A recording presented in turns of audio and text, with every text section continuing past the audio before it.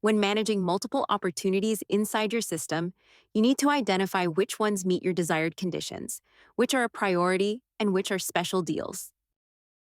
We're glad to introduce a great organizational tool that allows you to color code your opportunities to make this easier. Let's check how to use it. Navigate to the Pipelines tab inside the Opportunities section and click the pencil icon. Switch to the Smart Tags option and click Add Smart Tag.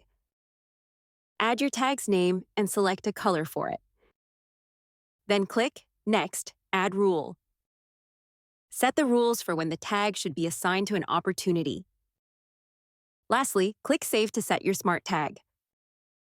By using this tool, you can break down complex data into manageable parts by creating an intuitive association between color and meaning, simplifying prioritization and reducing errors when interacting with opportunities. Color coding your pipelines will greatly improve your focus when managing opportunities, leading to more sales, happier customers, and fewer mistakes. We hope you enjoy it.